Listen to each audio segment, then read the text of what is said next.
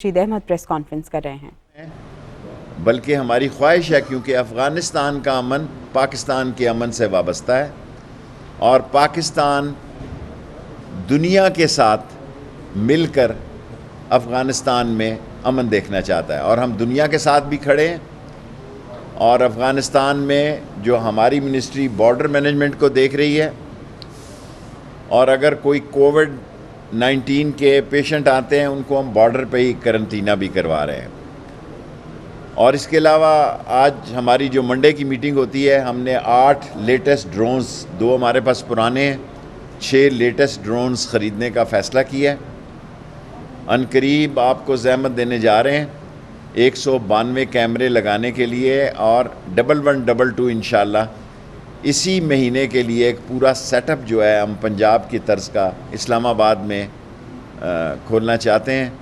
ये इस मुल्क की बदनसीबी है कि 74 साल में इस्लामाबाद में कोई क्राइसिस मैनेजमेंट का सेक्शन नहीं है। अभी सैलाब आया तो 2 लोग, उसमें भी बारिशों में ही 2 लोग जाँ बाक हो गए। और इसके अलावा 129 सिक्योरिटी एजेंसीज ये CPEC के अलावा है। CPEC हमारे मुल्क की इकॉनमी की शाहरग है, हमारी तरक्की का जीना है। चीन से पाकिस्तान की दोस्ती हिमालय से बुलंद है। इस CPEC के ख़िलाफ़ इंटरनेशनल साजिशें हो रही हैं। बाज़ दोस्ताने पहने हुए हाथ नहीं चाहते कि पाकिस्तान CPEC में आगे जाए और अफ़गानिस्तान के मौजूदा हालात की वजह से CPEC और बहुत इम्पॉर्टेंट हो गया है। पाकिस्तान की इमरान ख़ान की हुकूमत की ये कमिटमेंट है कि हम CPEC को आगे लेकर जाएंगे और हमारी ये कौम की भी कमिटमेंट है कि हमें चीन की दोस्ती पे फ़ख्र और नाज है। उनकी सिक्योरिटी का मसला है।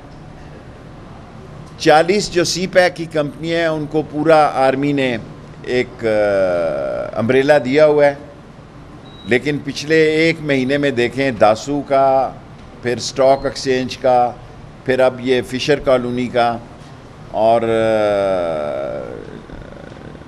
कोयटा का सरीना होटल का वाक़या, ये इस बात की निशानदेही करता है कि लोग हमारी दोस्ती की राह में, हमारी तरक्की की राह में उन लोगों की जानों से, चाइनीज़ से खेलना चाहते हैं जो पाकिस्तान के न सिर्फ दोस्त हैं बल्कि खैर ख़्वाह हैं। और कल मैंने चाइनीज़ एम्बेसडर को यकीन दिलाया कि हर किस्म की पूरी सिक्योरिटी दी जाएगी, हर तरह की चाइनीज़ को सिक्योरिटी दी जाएगी और इस पे सारे पाकिस्तान के अदारे काम कर रहे हैं। और जहाँ तक कि मैं बहुत पहले ये कह चुका था, पाकिस्तान पे ऐसा वक्त आ गया है कि पाकिस्तान का एक अहम रोल होगा दुनिया सियासत में। हमने अमेरिकन लोगों का भी इनखला किया है। ये जो लिस्ट आपको दी है इनमें अमेरिकन नेशनल भी हैं, क्योंकि हम चाहते हैं कि सहूलतें दी जाएं और एक ऐसा मौका है हमारे पास कि हम लोगों के, दुनिया के दिल जीतें। पाकिस्तान दुनिया के साथ खड़ा है और पाकिस्तान दुनिया ने जो मौजूदा लोगों से ख्वाहिशें और जो उनकी तवक्कात हैं, हमारी भी वही ख्वाहिशें और तवक्कात हैं। हम चाहते हैं कि अफ़गानिस्तान में अमन हो। और जहाँ तक वज़ारत दाखिला है, हम और भी अपनी एबिलिटी को बढ़ाने जा रहे हैं कि अगर हमें और ज़्यादा वीज़ेज़ वग़ैरह जारी करने पड़ें, और हम तोरखम बॉर्डर पे भी लोगों को ला रहे हैं। लेकिन इस वक्त सारी दुनिया का मरकज़ जो है वो काबल एयरपोर्ट कैमरों का बना हुआ है, उससे हमारा कोई ताल्लुक़ नहीं है।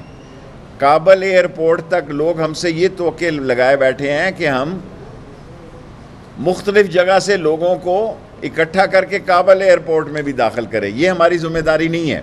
और यहाँ से भी हमारी ज़िम्मेदारी वज़ारत दाखिला की सिर्फ़ तोरखम बॉर्डर तक है। हम सिर्फ़ तोरखम बॉर्डर तक ज़िम्मेदार हैं और बाकी वो जाने और उनका काम जाने। Thank you very much. छोड़ो यार, मैं इनके देखें, पंजाब की पुलिस इसको हैंडल कर रही है, ये मरकज़ का केस नहीं है। शॉर्ट सवाल यार, 5 मिनट, फिर सवाल रह जाते हैं तो फिर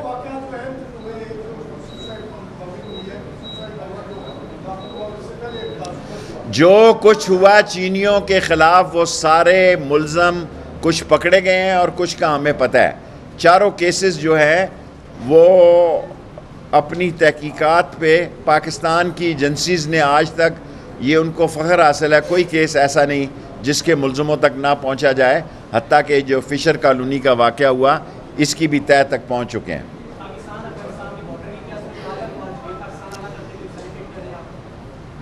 जो महाजरीन का तो अभी कोई फ़ैसला नहीं हुआ, जो फ़ैसला हुकूमत करेगी, लेकिन हम जो बॉर्डर पे आ रहा है उसको फैसिलिटेट कर रहे हैं। आगे ही हमारे पास 30-40 लाख महाजर हैं। सो जो बॉर्डर्स पे लोग आ रहे हैं इस वक्त तक हम पे कोई दबाव नहीं है। हमने सारी लिस्ट आपको दे दी है। 874 तुरखम के रास्ते आए हैं। चमन ट्रेड के लिए वैसे ही खुला है, तुरखम भी ट्रेड के लिए खुला है। चमन का सिस्टम आपको पता है, वहाँ कई लोग दिन को आते हैं, रात को चले जाते हैं। सो जो एक्चुअल नंबर हैं जिन्होंने हमारी इमिग्रेशन ली है वो 1277 फॉरनर्स हैं, इसमें अफ़गानीज़ भी हैं यकीनन, और 874 तुरखम के रास्ते आए हैं। क्या ये फैसिलिटेशन सेंटर बनाया, क्राइसिस मैनेजमेंट नहीं बनाया, आपने मेरा ख्याल गलत सुना। और हम इंशाल्लाह 1-2 दिन में एक ऐसी वेबसाइट लॉन्च करने जा रहे हैं इंटीरियर मिनिस्ट्री के, हेल्पलाइन बनाने जा रहे हैं सारे पाकिस्तान की। इंटीरियर मिनिस्ट्री प्राइम मिनिस्टर की इजाज़त के बाद सारे पाकिस्तान के लिए एक हेल्पलाइन बनाने जा रही है जिसमें सारे आईटी और दूसरी मिनिस्ट्रियां भी शामिल हों।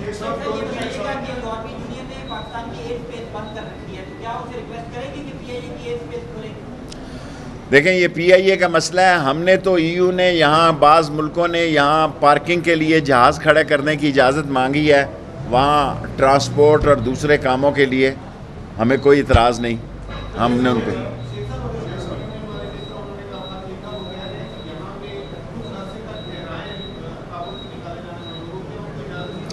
देखें 1 महीने तक का तो हम वीज़ा दे रहे हैं। जो डिप्लोमेट्स हैं, वर्ल्ड बैंक है, IMF है और दूसरी ऑर्गेनाइजेशन है, उनको ऑन अराइवल हम 1 महीने का वीज़ा दे रहे हैं। 500 बंदे हमने ट्रांजिट में हैं, उनको लेके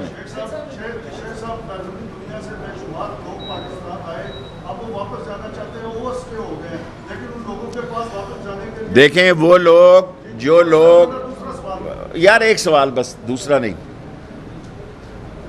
जो लोग यहाँ ओवर डेट हो गए हुए हैं, इंटीरियर मिनिस्ट्री ने 30 अगस्त तक उनको जुर्माने की माफ़ी दी है और वो ऑनलाइन अप्लाई करें और इस मुल्क को छोड़ जाएं, क्योंकि उनके वीज़े ख़त्म हुए हैं, वो ओवर स्टे कर रहे हैं। कई लोगों के पास जुर्माने का वक्त नहीं था, जुर्माना नहीं था, पैसे नहीं थे, इसलिए हम उसको ओवर स्टे नहीं दे रहे। जी थे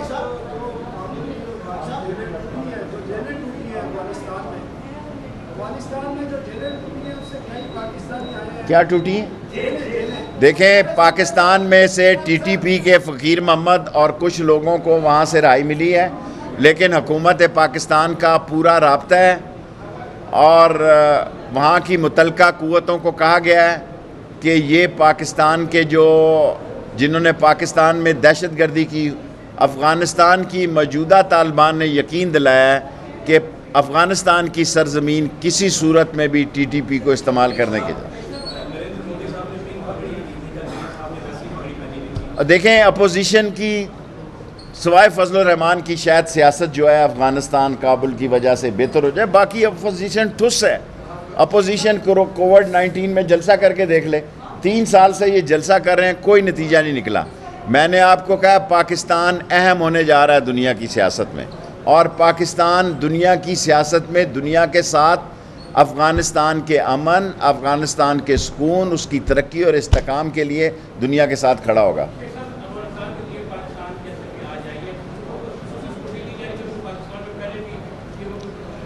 मैं जिस महकमे में जितना डील करता हूँ उतना डील करता हूँ। Last question, last.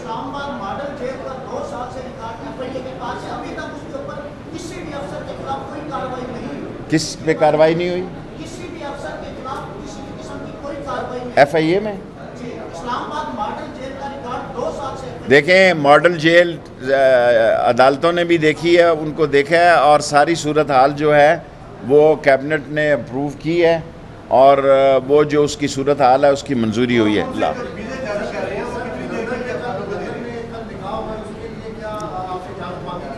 देखें, हमसे मरियम नवाज़ ने कोई इजाज़त ही नहीं मांगी, तो आप सवाल क्यों कर रहे हैं? अगर हमसे वो इजाज़त मांगती तो आप यकीन रखें मैं कैबिनेट में ज़रूर भेजता। और सरजील की कोर्ट ने आज दी है उसको वन टाइम बाहर जाने की इजाज़त। अभी मैंने सरजील मेमन को कोर्ट के हुक्म पे दी है। बाकी मरियम नवाज़ ने हमें कोई दरख्वास्त नहीं की, इसलिए कैबिनेट में भेजने का सवाल ही पैदा नहीं होता।